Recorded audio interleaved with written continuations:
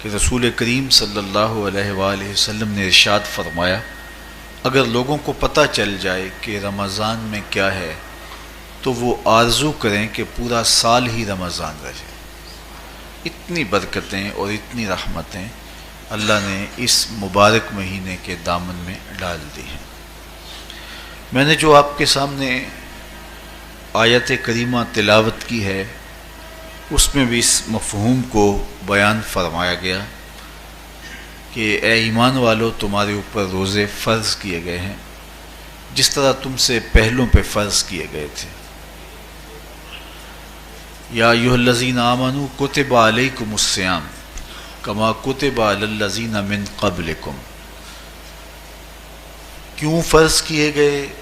وجہ کیا ہے؟ لعلکم تتقون، تاکہ تم متقی بن جاؤ، تم پرہیزگار بن جاؤ۔ تو روزے کی فرضیت کا نتیجہ تقوی کا حاصل ہونا ہے، اتقاء کی دولت کا نصیب ہونا ہے۔ تو اس آیت کریمہ میں تین چیزیں بیان کی گئی۔ سب سے پہلی، اے ایمان والو، تمہارے اوپر روزے فرض کیے گئے۔ پھر دوسری بات، جس طرح تمہارے سے پہلوں پہ فرض کیے گئے۔ اور تیسری بات، تاکہ تمہیں تقوی کا نور نصیب ہو، تمہیں اتقاء کی دولت نصیب ہو۔ تو ایک تو روزے کی فرضیت کا حکم دیا گیا، اور دوسرا یہ تسلی دی گئی کہ یہ بھوک اور پیاس کی شدت تمہیں ہی نہیں کاٹنا پڑے گی، تم سے قبل بھی لوگ یہ عبادت کرتے رہے ہیں اور وہ اس مشکل عبادت سے تقوی کو حاصل کرتے رہے ہیں، اور تمہیں بھی ہم اس راستے سے تقوی نصیب کرنا چاہتے ہیں۔ علامہ حقی علیہ رحمہ نے لکھا ہے کہ ملک تحمورث ثالث، یہ حضرت آدم علیہ السلام کی اولاد سے تیسرا بادشاہ گزرا ہے۔ اس کے زمانے میں قحط پڑ گیا تھا، تو اس نے اپنی قوم کو یہ حکم دیا کہ ایک وقت کا کھانا آپ کھا لیں اور ایک وقت کا کھانا بچائیں اور وہ قحط زدہ علاقوں میں بھیجیں۔ تو قوم نے اس حکم کو بصر و چشم قبول کیا اور ایک وقت کا فاقہ کاٹ کے اپنے ان بھائیوں کے لیے وہ کھانا بھیجتے جو قحط میں مبتلا تھے۔ قوم کی یہ ادا اللہ کو پسند آ گئی، اور وقت کے نبی پر وحی کی گئی کہ تمہارے اس عمل کو ہم عبادت قرار دیتے ہیں۔ تو حضرت آدم علیہ السلام کے بعد متصل ہی یہ عبادت فرض کی گئی، اور پھر جتنی بھی ملتیں، قومیں اور امتیں آئیں ان میں روزے کی تحسین کی گئی اور روزے کی تلقین کی گئی۔ پرانی جتنی بھی کتابیں ہیں، اناجیل ہیں، تورات ہے، اس میں روزہ داروں کی تعریف موجود ہے۔ اور حضور علیہ السلام جب اس دنیا پہ تشریف فرما ہوئے تو آقا کریم روزے کی فرضیت سے پہلے بھی روزے رکھتے تھے۔ ویسے روزہ سن 2 ہجری کو فرض ہوا ہے، شعبان المعظم کے مہینے میں، لیکن اس سے قبل بھی ایام 20 کے حضور روزے رکھتے تھے، اور اس کے علاوہ بھی مختلف ایام میں اللہ کے محبوب روزے رکھتے تھے۔ روزے کی فرضیت کے بعد حضور علیہ السلام کی زندگی میں کل 9 رمضان آئے ہیں، جس میں 7 29 کے تھے اور 2 30 کے تھے۔ یہ بات ذہن میں رکھیے گا کہ روزے 29 ہوں، ثواب پھر بھی 30 کا ہی دیا جاتا ہے۔ تو زیادہ تر جو رمضان المبارک کے مہینے ہوتے ہیں وہ 29 کے ہوتے ہیں، 30 کے کم ہوتے ہیں۔ حضور کی زندگی میں 9 میں سے 7 جو ہیں وہ 29 کے ہوئے ہیں اور 2 30 کے ہوئے ہیں، تو ثواب پورے 30 کا ہی ہے۔ بعض لوگوں کو زیادہ ہی مسئلہ ہوتا ہے، 29 ہو جائیں تو یہ اللہ کا کرم ہے کہ روزہ رکھنا بھی نہیں پڑا اور 30ویں کا ثواب بھی مل گیا، لیکن وہ شور مچا دیتے ہیں کہ یہ روزہ کھا گئے ہیں۔ میرا نہیں خیال کہ کسی کو اپنے ذمے اتنی بڑی امت کا بوجھ لینے کی پریشانی ہو اور وہ خام خواہ ایک روزے کے لیے پوری امت کا بوجھ اپنے کندھوں پہ ڈال لے. تو 29 روزے ہوں یا 30 ہوں، اللہ ثواب پورے 30 کا ہی عطا کرتا ہے. روزہ اللہ تعالیٰ جل شانہ کی رضا اور اس کی محبت کے حصول کا ذریعہ ہے، اور اس کا عملی نتیجہ جو اس آیت کریمہ میں بیان کیا گیا وہ تقوی ہے. لعلکم تتقون. روزہ اس لیے فرض کیا گیا کہ تمہیں تقوی نصیب ہو جائے، اتقاء کی دولت نصیب ہو. اب سوال یہ ہے، کیا تقوی بھوک اور پیاس سے حاصل ہوتا ہے؟ پیاس کاٹنے سے، بھوک کاٹنے سے کیا تقوی نصیب ہو جاتا ہے؟ صبح سے لے کر شام تک روزہ رکھنے کی تلقین کی گئی. یہاں ناروے میں اور مختلف ممالک کے اندر 20 گھنٹے کا روزہ ہے، اور ہمارے بھی یہاں 16-17 گھنٹے مسلسل شدت کی گرمی میں بھوک اور پیاس کاٹنا ہوتی ہے. اتنا طویل دورانیہ جو بھوک اور پیاس کاٹی ہے، اس کا مقصد رزق بچانا نہیں ہے، بلکہ وَيُزَادُ فِيهِ رِزْقُ الْمُؤْمِنِ. ماہ سیام میں مومن کا رزق بڑھ جاتا ہے. آپ اپنا بجٹ دیکھ لیجئے، باقی مہینوں کی نسبت ماہ سیام میں آپ کے اخراجات زیادہ ہوتے ہیں اور کشادگی ہوتی ہے.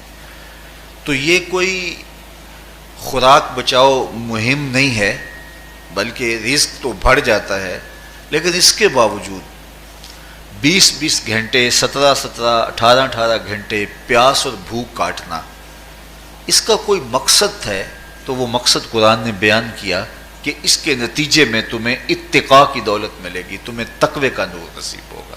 سوال یہ کھڑا ہوا، کیا بھوک اور پیاس کاٹنے سے تقوی مل جاتا ہے؟ تو اس کو سمجھنے کے لیے ایک مختصر تمہید سمجھنا ہوگی، اور وہ یہ کہ ہمارے 2 دشمن ہیں جو ہمیں جادہ مستقیم سے ہٹانے کے لیے دن رات کوشاں ہیں. ایک شیطان اور دوسرا نفس. یہ 2 دشمن ہیں جو ہماری متاع عمل، ہمارا خلوص، ہماری للہیت، ہمارا باطن لوٹنے کے لیے ہر وقت مستعد اور فعال رہتے ہیں. اب ان 2 دشمنوں سے ہمارے تنہا ناتواں وجود کا مقابلہ ہے، اور ان میں سے جو بڑا دشمن ہے وہ نفس ہے، کیونکہ شیطان نے جب انکار سجدہ کیا تو ہم تو یہ کہتے ہیں کہ ہمیں شیطان نے بہکا دیا، لیکن شیطان نے جب انکار سجدہ کیا اور خود بہک گیا تو اس وقت کوئی دوسرا شیطان تو نہیں تھا جس نے شیطان کو بہکایا، وہ نفس تھا جس نے شیطان کو شیطان بنایا. اس نے اندر سے کہا انا خیر منہ، میں بہتر ہوں. تو یہ انانیت جو تھی، انا خیر منہ، اس نے اس کو بہکایا. تو شیطان کو شیطان بنانے والا نفس ہے، تو نفس شیطان سے بھی بڑا دشمن ہے. ایک بزرگ تھے، وہ ساری زندگی اپنی زبان پہ انا کا لفظ نہیں آنے دیتے تھے. اس مفہوم کو بیان کرنا ہوتا تو وہ با الفاظ دیگر بیان کرتے. میں کا لفظ، انا کا لفظ وہ اپنی زبان پہ ساری زندگی انہوں نے جاری ہی نہیں ہونے دیا. کہتے تھے اس لفظ نے شیطان کا بیڑا غرق کر دیا، تو میں یہ لفظ زبان پہ آنے نہیں دوں گا. اچھا، بندے بھی بڑے عجیب ہوتے ہیں. کسی نے کہا لو ان کی زبان پہ یہ لفظ آتا کیوں نہیں، میں جاتا ہوں اور ان کی زبان پہ یہ لفظ آئے ہی آئے. چلے گئے. بزرگ تشریف فرما تھے، نماز کا وقت قریب ہو رہا تھا. حضرت ایک مسئلہ پوچھنے آیا ہوں. کہا پوچھیے. شیطان کو کس چیز نے برباد کیا؟ حضرت آپ تو بولیں گے کہ میں نے، آنا نے. تو کہوں گا جیسے بھی ہوا ان کے زبان پہ لفظ میں تو آ ہی گیا نا. تو وہ بزرگ بھی بڑے سیانے تھے، اس کی نیت کا کھوٹ سمجھ گئے. فرمانے لگے بیٹا نماز کا وقت ہو گیا ہے، نماز پڑھ لیتے ہیں پھر اس پہ بات ہوتی ہے. نماز ہوئی، سلام پھرا تو خود ہی فرمانے لگے کسی نے کہا تھا کہ شیطان کو کس چیز نے برباد کیا، جواب دینا چاہ رہا ہوں. کس نے پوچھا تھا؟ جھٹ کھڑا ہو گیا، میں نے. کہا اسی چیز نے اس کا بیڑا غرق کر دیا. تو جو نفس تھا وہ شیطان کو شیطان بنانے والا ہے. تو ہمارے ساتھ نفس بھی لگا ہوا ہے، ہمارے پیچھے شیطان بھی لگا ہوا ہے. شیطان بھی بڑا مکار دشمن ہے، چھوٹا دشمن یہ بھی نہیں ہے۔ یہ ہماری متاع عزیز کو، متاع ایمان کو، متاع عمل کو، متاع خلوص کو لوٹنے کے لیے دن رات مستعد اور فعال رہتا ہے۔ اللہ کے محبوب نے فرمایا الشیطان جاسم علی قلب ابن آدم فاذا ذکر اللہ خانس واذا غفل وسوس۔ شیطان اولاد آدم کے دل پہ قبضہ جما کے بیٹھ جاتا ہے، جب یہ اللہ کا ذکر کرتا ہے تو بھاگ جاتا ہے، اور جب یہ اللہ کے ذکر سے غافل ہوتا ہے تو یہ وسوسہ اندازی کرتا ہے۔ تو شیطان اولاد آدم کے دل پہ قبضہ جماتا ہے، اسے پتہ ہے کہ دل قابو میں آ گیا تو پورا بدن قابو میں آ گیا، چونکہ میرے اعضائے بدنیاں میرے دل کے تابع ہیں۔ موسم اچھا ہے، رت سہانی ہے، صحن چمن میں پھول کھلے ہیں، لیکن میرا دل نہیں چاہ رہا تو ٹانگیں جنبش ہی نہیں کریں گی، مرغن غذائیں سامنے پڑی ہیں اور آپ کا تقاضا ہے کہ جناب لے لیجئے، لیکن میرا جی نہیں چاہے گا تو ہاتھ جنبش نہیں کریں گے۔ آسمان ستاروں اور کہکشاؤں سے بھرا ہوا ہے، جی نہیں چاہے گا تو نظر نہیں اٹھے گی۔ آپ سماعتیں بچھائے بیٹھے تھے، جی نہیں چاہے گا زبان نہیں بولے گی۔ تو پورے آزاد دل کے تابع ہیں، اور اگر دل شیطان کے تابع ہو گیا، اس کے ہتھے چڑھ گیا، تو پھر اعضاء وہی کریں گے جو شیطان چاہے گا۔ اور اگر یہ دل مالک کی محبت سے سرشار ہوگا تو پھر دل جو چاہے گا وہی اعضاء کریں گے، تو دل اللہ کی نافرمانی کی چاہت ہی پیدا نہیں ہونے دے گا، تو اعضائے بدنیاں کا رخ بھی اللہ کی رضا کے حصول کے لیے ہوگا۔ تو شیطان بھی قبضہ دل پہ جماتا ہے اور دل کو قابو میں کر کے حضرت انسان کا بیڑا غرق کرتا ہے۔ اللہ تعالیٰ کا کرم یہ ہوا اذا جاء رمضان سلسلۃ الشیاطین، اللہ کے محبوب علیہ السلام ارشاد فرماتے ہیں جب ماہ صیام آتا ہے تو شیاطین جکڑ دیے جاتے ہیں، جنت کے دروازے کھول دیے جاتے ہیں، جہنم کے دروازے بند کر دیے جاتے ہیں۔ اب ہمارے دو دشمن تھے، ایک نفس اور دوسرا شیطان، دونوں کے مقابلے میں ناتواں اور کمزور جان کو مقابلے میں آنا پڑتا تھا، لیکن جب ماہ صیام آیا، یہ ماہ انور آیا، تو ہمارے دو دشمنوں میں سے ایک دشمن باندھ دیا گیا۔ اب ہمارا مقابلہ صرف ایک دشمن سے رہ گیا۔ دیکھیے ماہ رمضان آتا ہے تو مسجدوں کے در کشادہ ہو جاتے ہیں، لوگوں کا رجحان دین کی طرف ہوتا ہے، جو 5 نمازیں بھی نہیں پڑھتے ہوتے ان کو تراویح میں بھی کھڑا ہوتا دیکھتے ہیں، اہتمام ہوتا ہے، نیکی کا، صدقہ و خیرات کا ماحول پیدا ہوتا ہے۔ ایسا کیوں ہے کہ شیطان بند گیا، لیکن اس کے باوجود نظر بھٹک رہی ہے، خیالوں میں آوارگی ہے، اور رشوت کا بازار گرم ہے، کیوں کہ ابھی نفس موجود ہے۔ تو نیکی کا جو ماحول پیدا ہوا یہ شیطان کے بند جانے کی وجہ سے، اور برائی کا ماحول اب بھی موجود ہے یہ نفس کے موجود ہونے کی وجہ سے۔ تو ہمارے دو دشمن ہیں جو ہمیں جادہ مستقیم سے ہٹاتے ہیں، ایک شیطان اور دوسرا نفس۔ اب جب ماہ صیام آیا تو شیطان باندھ دیا گیا، اب ہمارا مقابلہ صرف نفس سے ہے، اور یہ نفس شیطان سے بھی بڑا دشمن ہے۔ شیطان کو شیطان بنانے والا نفس ہے، اور وہ ہمارے ساتھ جڑا ہوا ہے۔ ماہ صیام میں شیطان تو بند گیا لیکن نفس نہیں بندھا۔ اب ہمیں اپنے نفس کو کمزور کر کے اور اپنی فتح حاصل کرنی ہے اور تقوی کی منزل کو پانا ہے۔ اب شیطان تو اللہ نے باندھ دیا، اب نفس کو کیسے باندھیں؟ تو آئیے نفس کی بندش کیسے ہوگی یہ کسی ایکسپرٹ سے پوچھیں گے کہ یہ کیسے اس کو باندھیں گے، اس کو کیسے قابو میں کریں گے۔ تو کسی ایسے شخص سے پوچھیں جو اس شعبے کا ماہر ہو۔ تو علامہ اقبال کے مرشد ملا جلال الدین رومی علیہ رحمہ کہتے ہیں آؤ تمہیں میں ایک معالج کا پتہ دیتا ہوں جو تمہیں اس بیماری کا علاج بتائے گا اور اس کی بندش کے طریقے بتائے گا۔ شیخ رومی علیہ رحمہ فرماتے ہیں ہفت شہر عشق را اتار گشت ما ہنوز اندر خم یک کوچام۔ عشق کے 7 شہر شیخ فرید الدین اتار گھوم چکے ہیں، اور میرے جیسا شخص عشق کے پہلے شہر کی پہلی گلی کے کونے پہ کھڑا ہے۔ اب اندازہ کیے کہ جن کا پتہ حضرت ملا جلال الدین رومی دے رہے ہیں وہ کس بلند مرتبے پہ فائز المرام ہے۔ فرمایا کہ وہ عشق کے 7 شہر گھوم چکے ہیں اور میں پہلے شہر کی پہلی گلی کی نکر پہ کھڑا ہوں۔ اب شیخ فرید الدین علیہ رحمہ سے پوچھئے کہ شیطان تو بند گیا، اب نفس کا وبال ہمارے اوپر پڑ رہا ہے، اور ہم اس کے باوجود ماہ صیام کے اندر گناہوں میں منہمک ہیں، تو ہمیں بتایا جائے کہ اس نفس کا علاج کیسے کیا جائے۔ ہمیں آپ کا پتہ بتایا گیا ہے۔ تو شیخ فرید الدین عطار بولے، نفس نتواں کشت الا باسے چیز، بات گوئم یاد گیرش اے عزیز۔ نفس نہیں مرتا، لیکن اگر 3 اسلحے تیرے پاس ہوں تو یہ ٹھہر بھی نہیں سکتا۔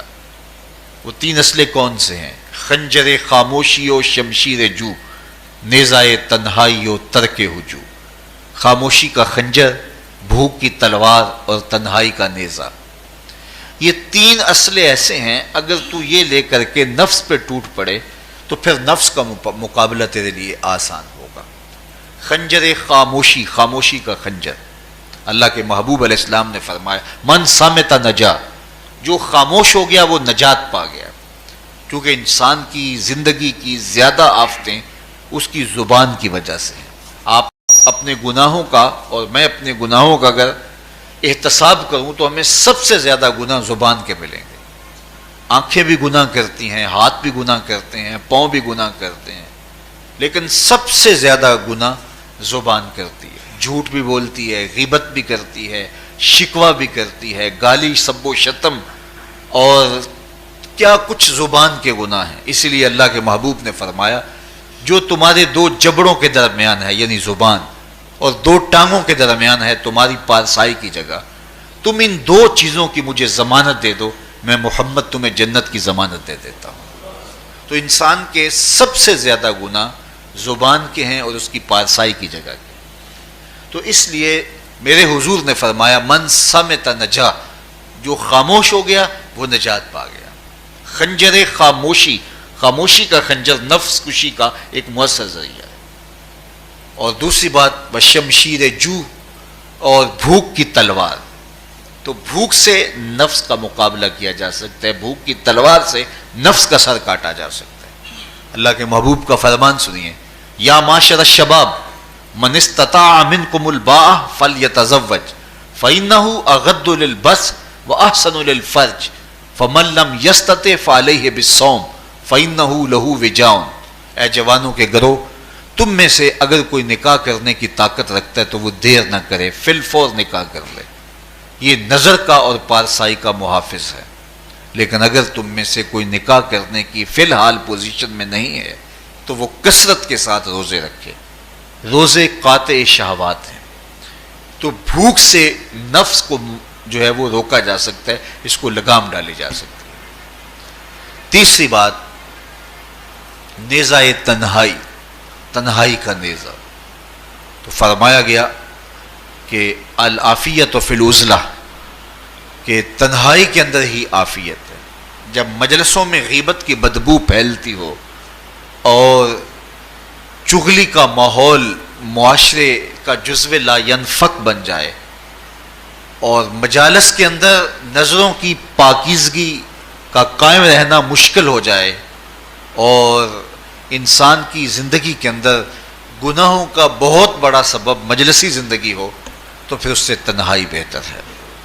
حضرت شاہ نقشبند بخاری فرماتے ہیں کہ فقیر کے لیے سب سے اچھی جگہ اللہ کا گھر مسجد ہے، یا کسی کامل صالح شخص کی صحبت ہے، اور یا پھر تنہائی ہے۔ چوتھی جگہ ہلاکت کے علاوہ اور کچھ نہیں ہے۔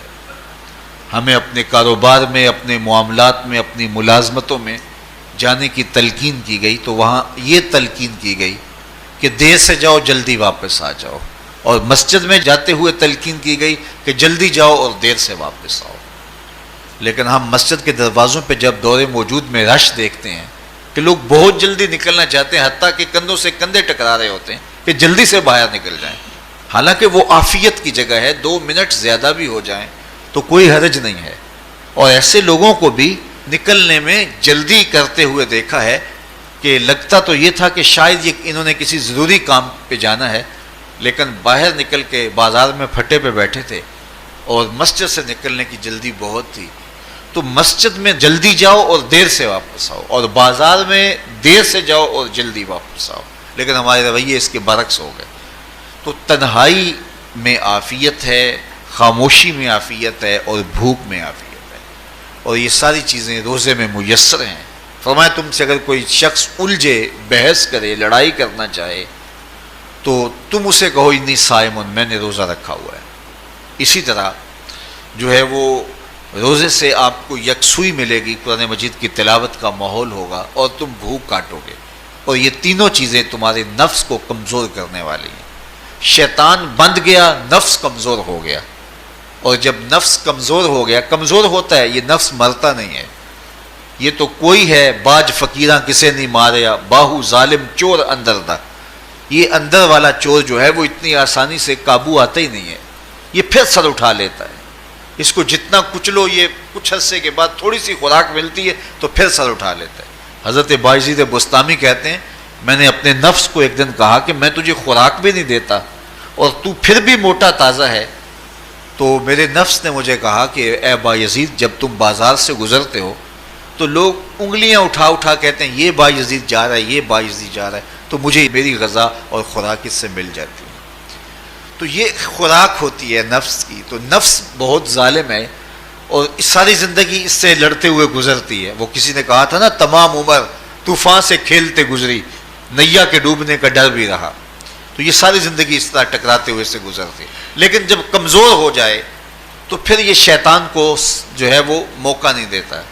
لیکن اگر نفس اگر ماہ صیام میں ہمارا کمزور نہ ہوا، صرف ہم نے بھوک ہی کاٹی اور باقی اپنے معمولات وہی رکھے، تو میرے حضور نے فرمایا جس نے جھوٹ اور برے کام نہیں چھوڑے اور جھوٹے کام ترک نہیں کیے، اس کے بھوکا اور پیاسا رہنے کی اللہ کو کوئی ضرورت نہیں ہے۔ روزہ تو ایک مشق تھی، یہ تو باطن کی تطہیر کا ایک ذریعہ تھا، یہ تو من کی تہذیب کا ایک ذریعہ تھا، یہ تو نفس کی شر سے اپنے آپ کو بچانے اور شیطان کے مکر و فریب سے بچانے کا ایک ذریعہ تھا۔ دیکھیے شیطان بند جاتا ہے ماہ صیام میں، حدیث واضح ہے، لیکن نفس موجود رہتا ہے۔ اگر نفس کمزور ہو گیا تو شیطان چھٹ کے بھی کچھ نہیں کرے گا، کیونکہ شیطان باہر کا دشمن ہے، نفس اندر کا دشمن ہے۔ جب تک اندر والا دشمن ساتھ نہیں دیتا، باہر والا دشمن کچھ نہیں کر سکتا۔ ہمارے دیہاتوں میں چوری ہو جائے تو بوڑھے بزرگ سر جوڑ کے بیٹھ جاتے ہیں کہ چور کہاں سے آیا، کیسے آیا، تو ایک نقطے پہ سارے متفق ہوتے ہیں کہ اندر کا کوئی بھیتی ضرور موجود ہے۔ اگر اندر کا کوئی بھیتی موجود نہیں ہے تو چور باہر سے آ کے حملہ آور ہو ہی نہیں سکتا ہے۔ تو شیطان باہر کا چور ہے، نفس اندر کا بھیتی ہے، اور اگر یہ اندر والا باہر والے کا ساتھ نہ دے تو شیطان انسان پر حملہ آور ہو ہی نہیں سکتا۔ اس لیے اس کو قابو کر لیں، اس کو رام کر لیں، تاکہ شیطان چھٹنے کے باوجود بھی جو ہے وہ ہمارے اوپر حملہ آور نہ ہو سکے۔ ورنہ وہ تو پیچ و تاب کھا رہا ہے کہ یہ جو تم نمازیں پڑھتے ہو، سروں پہ ٹوپیاں تم نے پہنی ہیں اور بڑے شریف بن کے مسجد میں جا رہے ہو، ذرا چھٹ لوں، عید کے دن ہی جو ہے وہ تمہارا سارا کیا دھرا برباد نہ کیا تو مجھے شیطان نہ کہنا۔ تو وہ سب کچھ برباد کر دیتا ہے اگر ہمارے نفس کی تہذیب نہیں ہوتی۔ تو یہ اللہ نے ایک ہمیں موقع دیا ہے، پورا ایک مہینہ ہے، ایک ورکشاپ ہے باطن کی تطہیر کے لیے اور ایک اندر کی پاکیزگی کے لیے ہمیں ایک موقع فراہم کیا گیا ہے، اور اس سے ہم بھرپور فائدہ حاصل کریں۔ قرآن مجید کی کثرت کے ساتھ تلاوت، صلاۃ التراویح میں شمولیت اور خاموشی کا اختیار کرنا، اور جو ہے وہ اللہ کے ذکر فکر کی طرف متوجہ رہنا اور بھوک کاٹنا، اس کا عملی نتیجہ یہ ہوگا کہ اتقاء کی دولت نصیب ہوگی۔ دیکھیے ماہ صیام میں ہمیں ان کاموں سے بھی روک دیا گیا جو کہ کام جائز تھے، کھانا پینا اور جو ہے وہ اپنی منکوحہ سے جنسی تعلق، یہ تو وہ امور تھے کہ جو جائز تھے، مشروع تھے، لیکن اوقات روزہ میں ان جائز کاموں سے بھی ہمیں روک دیا گیا۔ اس فلسفے کو ہمیں سمجھنا ہوگا کہ جو کام شریعت میں جائز تھے، مشروع تھے، روزہ ان سے بھی رک جانے کا نام ہے، اور جو چیزیں شریعت میں جائز ہی نہیں ہیں، جھوٹ بولنا ہے، غیبت کرنا ہے، بد نگاہی ہے اور دیگر برے اعمال ہیں، تو یہ چیزیں تو روزہ نہ بھی ہو پھر بھی ناجائز ہیں۔ تو جو چیزیں جائز تھی روزے میں ان سے بھی منع کر دیا گیا، اور جو چیزیں ناجائز ہیں تو اگر کوئی شخص ان چیزوں سے نہیں رکتا تو پھر اس نے روزہ کیا رکھا۔ ایک بندہ بھوک کاٹتا ہے لیکن جھوٹ بولتا ہے، ایک بندہ پیاس کاٹتا ہے لیکن غیبت کرتا ہے، ایک بندہ صبح سے شام تک نہ کچھ کھاتا ہے نہ کچھ پیتا ہے لیکن رشوت لیتا ہے، پھر مجھے بتائیے اس نے روزہ کیا رکھا؟ روزہ تو ایک مشق تھی کہ جو چیزیں جائز تھی ان سے بھی منع کر دیا گیا، ان سے بھی روک دیا گیا، اور جو ناجائز تھی وہ تو پہلے ہی ناجائز تھی، روزے کے بغیر بھی ناجائز۔